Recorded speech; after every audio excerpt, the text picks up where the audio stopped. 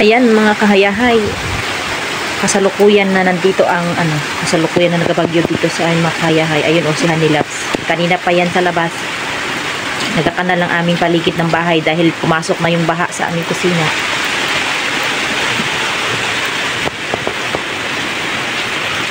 Ayun, ang kinalalan niya. Oy! Kanina ka pa! Mag-ano ka niyan? Kanina pa yan basa. Kanina pa yan basa eh. Ilang oras ka na dyan. Tama na yan. Baha. Kinalalan ko naman. Nagkanal ka pa doon?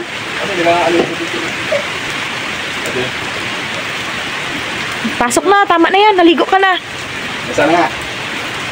Hinga. Nagpatulog ako kaya niya. Nandyan ka pa sa labas kanina. Ngayong nakagising na. Diyan ka pa rin. Ay nako. Ay hapon na. Lampas na 2:00. Ha? Oh, palagay ko. 1:45 siguro. 1:45 or lampas na 2:00. Tama na. Ayan mga kahayahay, yung kanya mga yung ginawa niyang kanal. Hanggang dito yan sa sa paligid. Ayun, kailangan niya magkanal.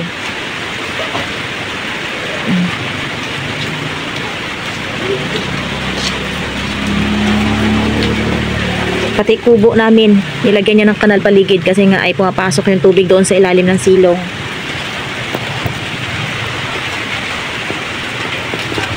So, nandun yung baha o dumadaan. Kaya kailangan ay kanalan yun doon sa gilid. Yan, pati yung tiris namin dito, basang-basa na. Yung bangko namin, basang-basa na. Hindi naman namin maipasok dito sa bahay dahil masikip na yung sa loob ng bahay namin.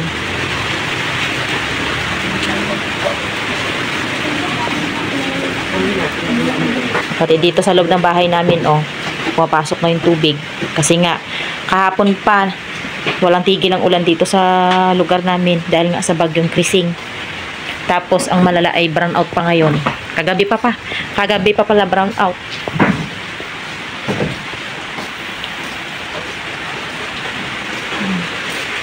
Ayan, ito na yung tubig, pumasok na dito yung baha sa loob ng aming kusina.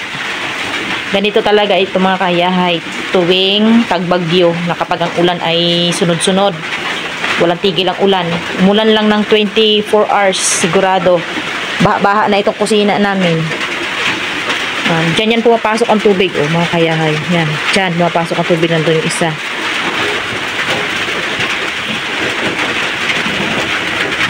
Yan. Kailangan niyang kanalan. Dati yan may kanal, malalim ang kanal nito dati, kaso ay yung lupa nga dito nag-erode. Lalo na kapag summer, parang bumababa baga yung lupa. Tapos kapag umulan ng isang beses, yun parang nagatibag. Napalaban si Hanilaps. Baha na yung bahay namin, wala pang kuryente.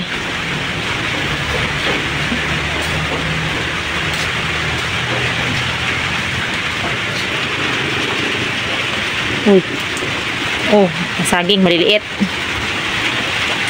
Meron tayong maliliit na saging. Ito yung aming kangkong. Nag-replanting kami.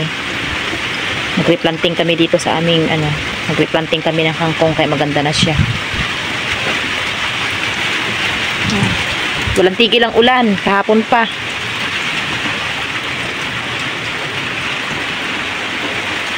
Ito nga kanina nakapaglaba ako ng mga uniform ng mga bata. Inuna ko munang labhan yung kanilang mga puti. Gamit yung tubig na stock namin dito sa tub kasi yung tubig namin na dumadaloy sa gripo ay kulay kulay brown, kulay putik. Ay kailangan maglaban ng uniform dahil weekend ngayon. Baka hindi matuyo pagdating ng Lunes at pasukan na naman. Sige pa rin ang ulan mga kahayahay. Wari ko hanggang bukas pa daw ito ng hapon. Nasaan na yun si Hanilaps? Yung bahay namin madilim na nga, baha pa.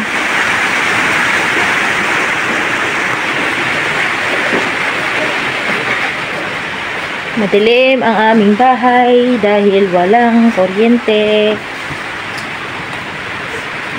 At yung bunso namin, nasiyan yan. Ayun, tulog sa playpen. Pinagpapawisan niya. Ayun, gising na nga. Pinagpapawisan ito dahil gawa nga ng walang hangin. Ayun. Tawel na sa kwarto Ha? Ayun, umiyak na nga ang aming baby. Aloy, nagising agad kasi nga ay walang kuryente, pinagpapawisan. Aray, may pawis. Ayun.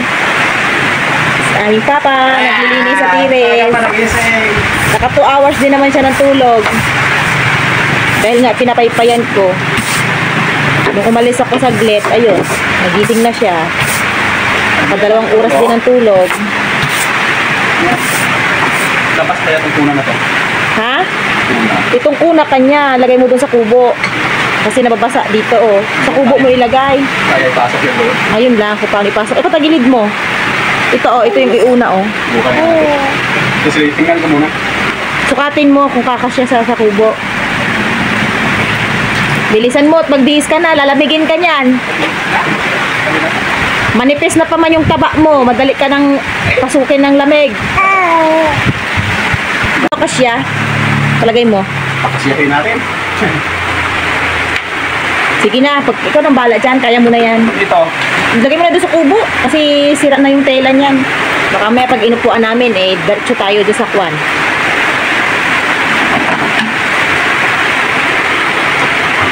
Itong kuna niyan yan, hindi naman nagagamit. Kasi nga, mas mataas pa itong height ng kuna kaysa sa height niyan yan.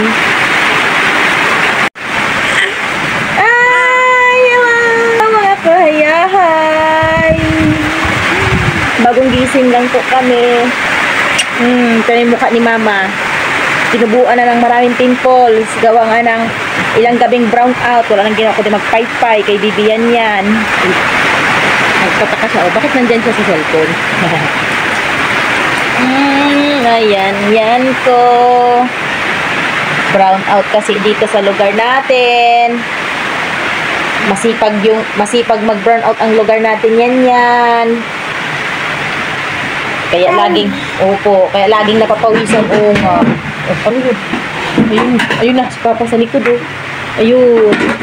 Itatago mo na ang iyong kuna doon sa kubo. Takot sa kuna eh. Tago mo na. Takot talaga siya sa kuna. Paano mas mataas pa yung kuna sa height niya. Pandak itong aming yan. Pandak ka daw, nak. Sabi nila. Si yan daw ay mababa, maliit. Cute boy. Opo. Hindi nagmana sa height ni Papa. Sa height ni Mama nagmana. Huh? Burn out dito sa ating lugar, no? Oh. Grabe yung impact ng bagyong Krising dito sa lugar natin. Yan, no? Walang gaanong hangin, pero ang lakas naman ng ulan at walang tigil ng kakaulan. Kaya grabe, lubog-lubog na sa baha. Ayan mga kahayahay. Tayo pa rin ang toka. Magluluto. Dahil gutom na ako. Hindi tayo makadiskarte ng maulan. So may natira tayong pritong isda na kahapon pa ito eh. Ano? So gawin natin ito ay sasahan natin with egg. So isa lang tayo ng sibuyas, bawang, kamatis.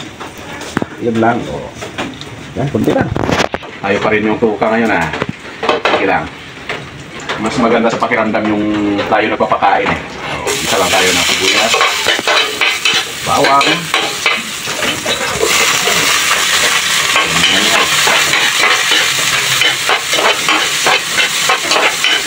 simpleng luto lang ito. Simpleng lutong walang-wala na. Mahalaga ay mapusog. So, meron na rin tayo na tubig na nakuha sa jug kasi malabo yung tubig natin na galing sa bundok. Lakas yung ulan eh. Pag bagyo talaga ay lahat pinsala. Lahat apektado. Yung tubig natin na pangluto ay wala na. Malabo na rin. So, lagyan na natin itong ano. Luto lang yan eh. Simpleng luto na ito. Pang walang-wala na talaga. Hindi nasawa sila sa prito. So, sabawan natin. Ayan to. Ito na. Tapos, tubig na yan. Lagyan na natin ang sabaw. Pag naluto na, timplahin na natin yan. Lagyan na natin ng yun. Mayroong no cubes na yung pan, yung shrimp. Kasi sipos na natin lutuin. Yan to, mag-imasigan ko ng tubig to.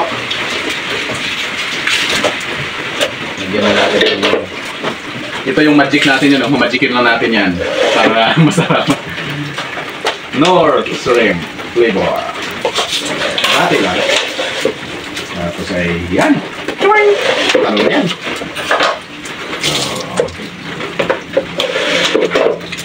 Mamaya na natin asinan kasi yung tuyo na yan. Asin na yan. So, alas tayo pagdagan na. Ito ba naman natin? Hintayin natin makulo. Makulo!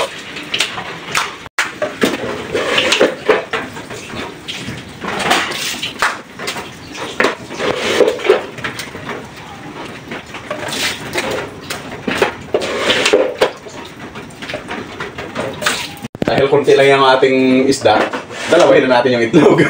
Para bawi sa itlog. Ayan. So, parang ito. Simpleng luto lang para masakain. Kasi hindi pa tayo makaparaot. Hindi pa tayo makapangisda.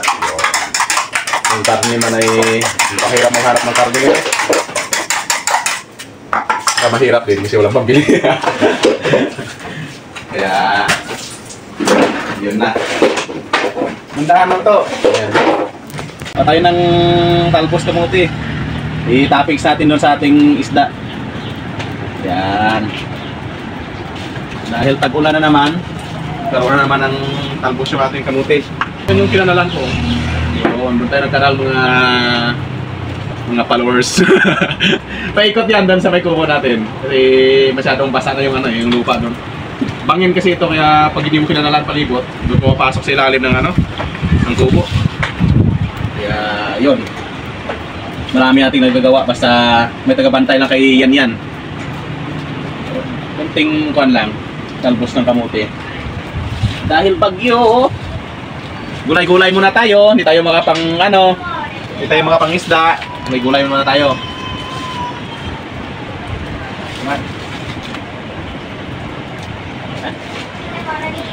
Kunti lang ating ilagay. Pangit din pag masyadong marami. Yan o, sariwang-sariwa. Yan, malambot yan. Marami pa naman sana pero kunti. Tama na yan, doon sa baba sana. Damihan ko na nga. Marami, maganda eh.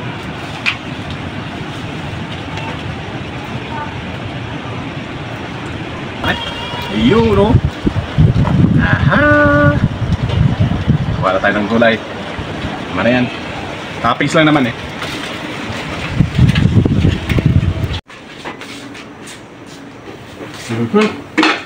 Parang naamoy ko na. Ang bango ah. Wow. Yan oh. Ito na siya oh. Parang dagdagan ko pa ng sabaw. Parang mas masarap pag may sabaw eh. Kunti. Masyadong kunti kasi yung sabaw niya. May gulay ako ilalagay. Ganyan. Yung kulo niya ay palagay ko ay sabang. Sabang nga. Sarap pa.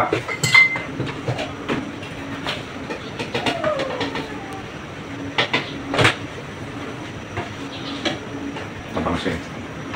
Hugasan na rin natin itong talbos ay ilagay na natin to. Ganito talaga mga kayahay pag bagyo. Kailangan marunong tayo dumiskarte ng ating ulamin. Kasi yung ulam ay nasa palibot lang naman eh. So, naghintay lang yan kung kailan natin kukunin. Hindi na natin putulin para parang ano lang to, parang pansit, long life. Malambot naman siya eh, kasi tag-ulan ngayon, maganda yung talbos ngayon. Yan. Makulo na. Kunting ano lang, kulo. Lagyan na natin ng itlog. Sarap. Kahapon pala mga kayahay, pag galing namin laot, basang-basa ako. May isda ko kahapon nakuha eh. So, mas lumahan yung tindawang naman. So, marami akong kinuhang labong. Ayan. Yan ang ganda ng labong in-stock ko na kahapon. Ang bilis. Alam mo kung bakit mabilis? Kasi dumating ba naman yung order kong galing Shopee. Sinubukan ko talaga. Ang bilis niya. Ang bilis niya walang kahirap-hirap. Walang kahirap-hirap mag-gano, no? Mag-iyad ng labong. So, tingnan mo yung kanyang texture. Yan. Talagang yung sinasabit nilang sabit sa sandok. Yun, ang nipis niya. Ganda ng kanyang texture, oh. Ang quality ng kanyang hindi na ako mahirapan kasi dati, ito na yung ginagamit ko. So, nakakapagod. Ikapon, nakuha ko ng saktong, in-adjust ko lang yung saktong nipis niya. Yun, ginanon ko lang. Ang bilis. O, tingnan mo mga kayahay. So, nilagay ko lang siya sa rep. Pag binkis na magluto tayo, ganyan na. Wala nang kahirap-hirap. Ready na yan. Yan. Dahil dito, napabilis yung ating gawa mga kayahay, ating trabaho. So, sa sunod ito na natin lulutuin. Comment kayo mga kayahay kung anong magandang luto dito. Ginataan ba o ano mas magandang luto para sa inyo? Lulutuin natin. Mga next day pag gusto niyo. Yan, oh, luto na pala. So, lagyan na natin ng lagyan na natin ng tikman ko ulit. Sarap na. Yun. Itlog lang yan. Yan. Yan.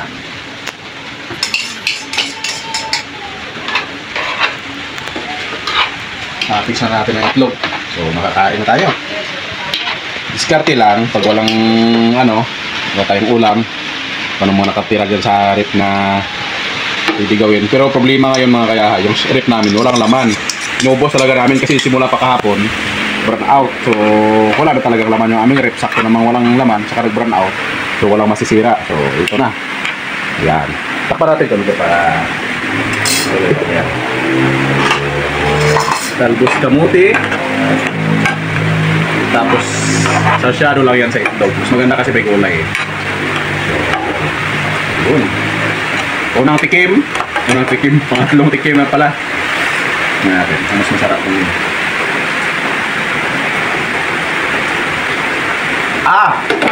Panalo mga kayahay. Kain na tayo. Yan na. Kain tayo kahit maulan. Kahit may bagyo. Sarap! Good job, sabi Papa. Kaya nga ito naggawa sa labas sa kayo nagluto. Kalula ka ano. Marami na akong gutom. Maraming gutom. Kasi talaga maraming sinarabaho. Kaya ito talaga maraming gutom. Hindi mo. Siyempre may baby na maliit. Huwag nga eh. Yahay lang yun. Laging gutom. Hindi mo talaga yung yahay. Gulay kayo, gulay. Sarap. Kariwang sa gulayan. Mga tata. Gulay. Gulay na gulay. Ano yan mga isda? Isang kamay na ako paano ako makalimay. Ayan ba ako?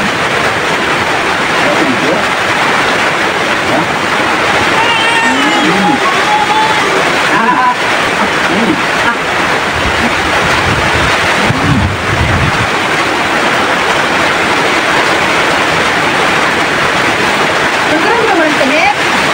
Marama isang buklat yan dito eh.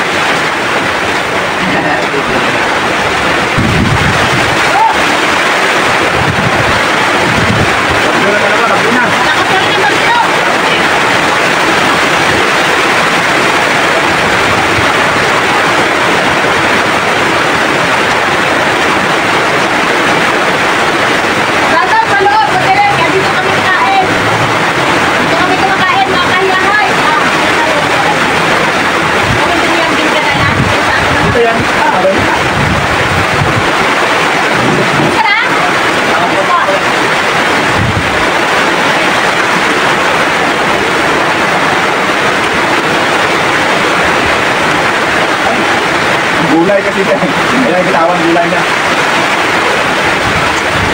Gulay? Alam ko.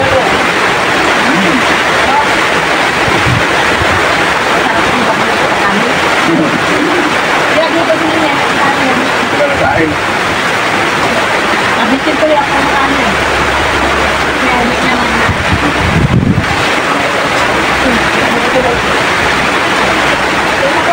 Ay!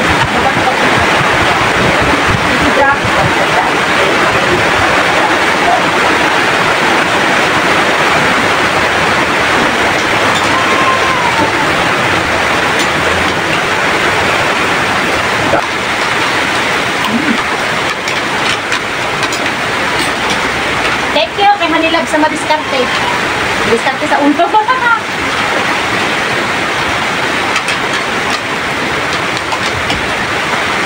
Kahit baga binabaha yung bahay, basta tuloy lang buhay.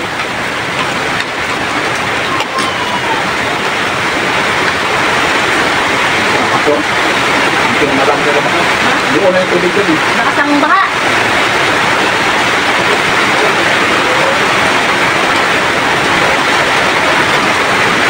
Tuwing bagyo talaga dito sa lugar namin, sanay na ako na ang bahay kaya pasok ng baha.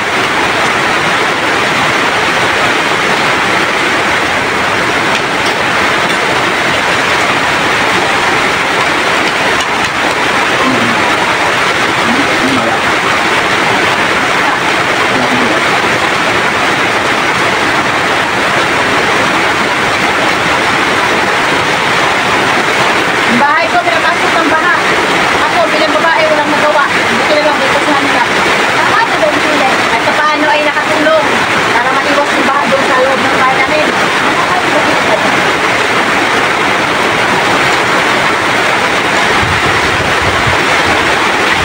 Pero ulan kayo. Good! Sarap ay. Ito yung kanin ah. Bitin yung kami. Hindi na taing. Hindi yan. Ano ang gutom eh. Kaninang umaga pa yung kanin namin. Nangain na kami kumain kanina. Dahil sobrang lakas ng ulan. At ang sarap daw ng tulog ni Gail. Ang oras na nakagising. Binabakak na yung bahay niya. Tulog pa. Kaya yung kain namin ngayon, dala na ang tanghalian, dala na rin ang merinda. May hapunan na.